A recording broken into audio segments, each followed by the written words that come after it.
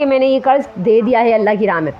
تو انہوں نے کچھ یعنی کہ روایات مختلف ہیں, یہاں پر اس بات کا ذکر نہیں ہے, تو وہ رد و قدا کرنے لگتی ہیں اور کہتی ہیں کہ آپ اندر تو آ جائیے. تو کہنے لگے کہ جو بات میں نے جو چیز اللہ کی راہ میں دے دی ہے اب میں اس کے اندر قدم نہیں رکھوں گا, یہ بس اللہ کی چیز ہے, اللہ اور رسول جانے کے ساتھ کیا کرنا ہے. تو اپنی بیوی کو کہتے ہیں کہ باہر دے کھڑے ہو کر بچوں کو باہر لے کر آ جاؤ, یہ ہم دے چکے ہیں, یہ اب ہمارا نہیں ہے, ہمارا اس کے اوپر کوئی کسی قسم کا قبضہ نہیں ہے, کوئی قدرت نہیں ہے, یہ میں نے اللہ کی راہ میں دی تھا. تو ان کی بیوی بچوں کو لے کر کے بھاگ کے باہر آ جاتی ہیں. تو ایسے بھی لوگ جو قرض حسنہ اللہ تعالیٰ کو دیتے ہیں. نبی صلی اللہ علیہ وسلم نے فرمایا ہے جو اللہ کی راہ میں 1 درہم خرچ کرتا ہے تو اللہ تعالیٰ اسے 7 لاکھ درہم شمار کرتے ہیں.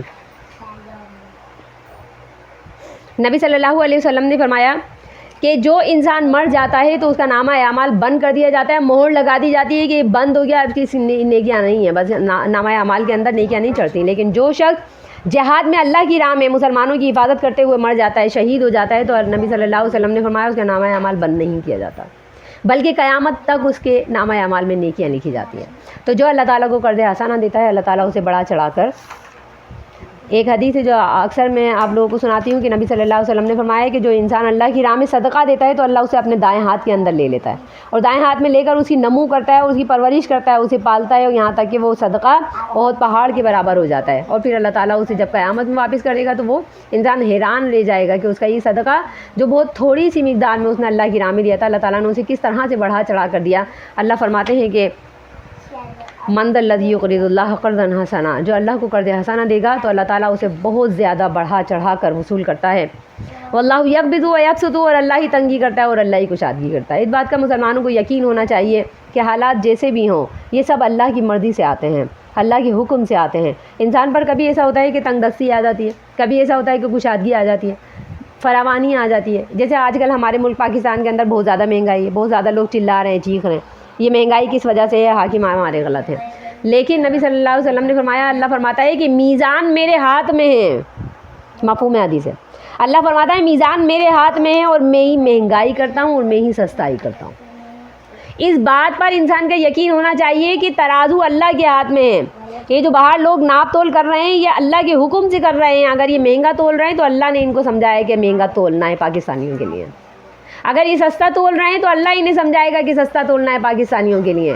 یہ آج مہنگائی اللہ کے حکم سے ہوئی ہے اور نہ جانے کس ہمارے برائی کی وجہ سے, کس گناہ کی وجہ سے ہوئی ہے. تو انسانوں کو یہ چاہیے, آج مسلمانوں پر یہ وقت ہے کہ وہ اپنے حال کی آؤزاری نہ کریں. اگر کرنا ہے تو سجدے میں اللہ کے آگے کریں, اللہ سے توبہ کریں, اللہ سے یہ کہیں کہ ربنا ظلمنا انفسنا وان لم تغفر لنا وترحمنا لنکونن من الخاسرین. ہمارے باپ حضرت آدم علیہ السلام سے بھی غلطی ہوئی تھی, انہوں نے دنیا میں آ کر کے اللہ سے دعا کی تھی, اے اللہ ظلم ہو گیا ہے, ہم نے اپنی جانوں پر ظلم کر دیا. وان لم تغفر لنا, اللہ اگر تو نے ہمیں معاف نہ کیا, وترحمنا, اور اگر تو نے ہم پر رحم نہ کیا تو ہم گھاٹا پانے والوں میں سے ہو جائیں گے. یہ ہمارے والد نے ہمیں یہ دعا سکھائی ہے, تو آج ہم اس دعا کو بھول پڑے ہیں. تو ہمیں یہ چاہیے کہ سجدوں میں آؤ گزاری کریں اللہ کے سامنے, راتوں میں جاگیں, اٹھیں اور سستائی کرنے کی دعائیں کروائیں اللہ سے کریں, اور اللہ سے یہ دعا کریں کہ اللہ نہ جانے ہمارے کس گناہ کی وجہ سے آج ملک میں آپ نے مہنگائی کر دی ہے. کہ اللہ میزان تو آپ کے ہاتھ میں ہے, آپ ہی مہنگائی کرتے ہیں, آپ ہی سستائی کرنے والے ہیں, ملک پاکستان میں سستائی کر دیں. اے اللہ ہمارے یہ جو ریٹ ہیں ان کو کم کر دیں, ہم سے افورڈ نہیں ہو رہے, ہم سے یہ بکتا نہیں جا رہا. اے اللہ یہ برائی ہے, اے اللہ ہم سے جو بھی برائی ہو گئی ہے ہمیں معاف کر دیں, ہمارے گناہوں کو معاف کر دیں. تو ہم سے اللہ تعالیٰ نے جو اتنے مشکل حالات ہمارے سامنے یہ آ رہے ہیں ہمارے گناہوں کی وجہ سے آ رہے ہیں. تو اللہ تعالیٰ فرماتے ہیں کہ واللہ یقبض, اللہ ہی تنگی کرتا ہے, ویبسط, اور اللہ ہی کشادگی کرتا ہے. جب اس بات پر ہمارا ایمان ہو جائے گا تو یقیناً ہم اپنے لیے خیر کی دعا کریں گے, یقیناً ہم اپنے گریبانوں میں جھانکتے ہیں. تو ہو یہ رہا ہے کہ ہم اپنے حکمران کی گریبانوں میں جھانک رہے ہیں, ہم یہ دیکھ رہے ہیں یہ حاکم ہے اچھا ہے, یہ حاکم ہے برا ہے. تو اللہ ہی اللہ ہی حاکم ہے, اللہ ہی بادشاہ ہے, اور اللہ ہی بادشاہت مقرر کرتا ہے. یہ بادشاہت اللہ کے ہاتھ میں. اگر حاکم مقرر کرتا ہے تو اللہ اپنی مرضی سے حاکم مقرر کرتا ہے. یہ حاکم اگر آج ہے تو اللہ کے حکم سے. کوئی بھی انسان, نبی صلی اللہ علیہ وسلم نے فرمایا ہے کہ اگر کوئی حبشی غلام بھی تم لوگوں پر بادشاہ مقرر کر دیا جائے تو اس کی اطاعت کرو, اگر وہ اللہ رسول کے مطابق تم پر بادشاہت کر رہا ہے. ہاں اگر وہ شرک کر رہا ہے, شرک پر آمادہ کرتا ہے تو اس کی بات نہیں ماننی, لیکن وہ جو بھی حکم دیتا ہے اس کے علاوہ وہ شرک پر نہیں ابھارتا, وہ کفر پر نہیں ابھارتا, اس کے علاوہ جو بھی حکم دیتا ہے نبی صلی اللہ علیہ وسلم نے فرمایا کہ اگر حبشی غلام بھی تم پر بادشاہ مقرر کر دیا جائے تو اس کی بھی اطاعت کرنی ہے. کیوں؟ کیونکہ اسے بھی اللہ نے اپنے حکم سے مقرر کیا ہے.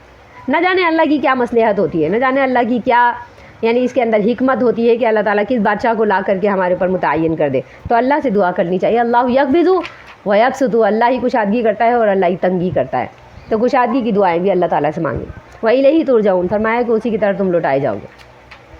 حاکم ہے اگر وہ آج غلط حاکمیت کر رہا ہے، بادشاہت کر رہا ہے اور غلط کر رہا ہے، تو اسے بھی اللہ کی طرف لوٹ کر جانا ہے اور اسے اپنی یعنی کہ ذمہ داری کا سوال کرنا ہے، دینا ہے.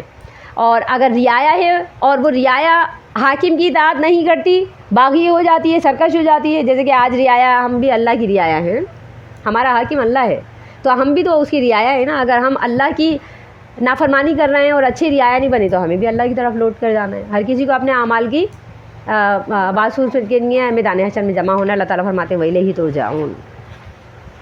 اللہ تعالیٰ فرماتے ہیں کلکم راع، نبی صلی اللہ علیہ وسلم فرماتے ہیں کلکم راعٍ وکلکم مسئول عن رعیتہ. تم میں سے ہر شخص ذمہ دار ہے اور ہر شخص کو اس کی ذمہ داری کے بارے میں اللہ سے جواب دینا ہے، اللہ کے آگے جواب دینا ہے.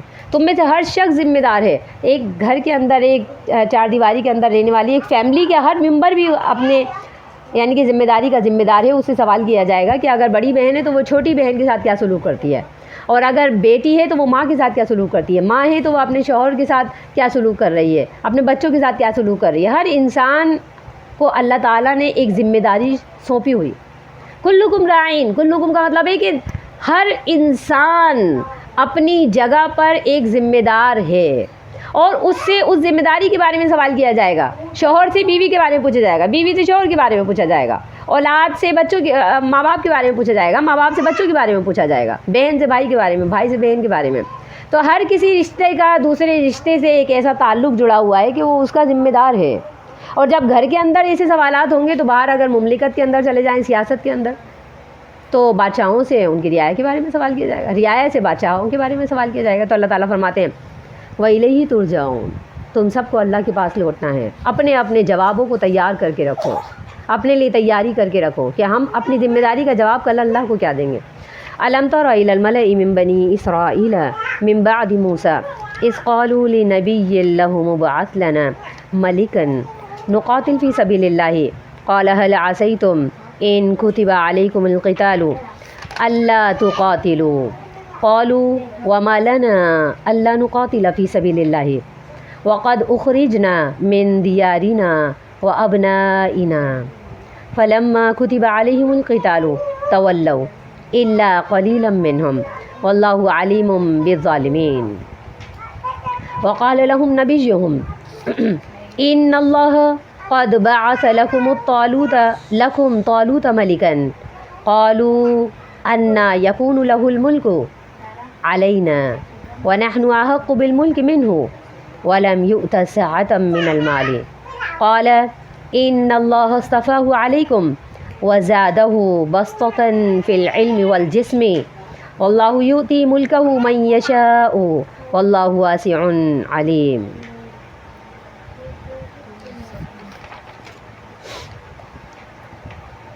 أَلَمْ تَرَ إِلَى الْمَلَإِ مِن بَنِي إِسْرَائِيلَ، کیا تم نے دیکھا نہیں بنی اسرائیل کے سرداروں کی طرف، من بعد موسیٰ، موسیٰ کے بعد، اذ قالوا لنبی، جب انہوں نے اپنے نبی سے کہا، لہم، اذ قالوا لنبی لہم، جب انہوں نے اپنے نبی سے کہا، ابعث لنا ملکا نقاتل فی سبیل اللہ، ہمارے لیے ایک بادشاہ بناؤ، بادشاہ مقرر کرو کہ ہم اللہ کی راہ میں اس کے ساتھ مل کر قتال کریں. قال هل عصیتم ان کتب علیکم القتال، نبی نے یہ کہا اس بات کی بہت امید ہے کہ اگر تم پر قتال فرض کر دیا گیا تو اللہ تقاتلو، تم قتال نہیں کرو گے.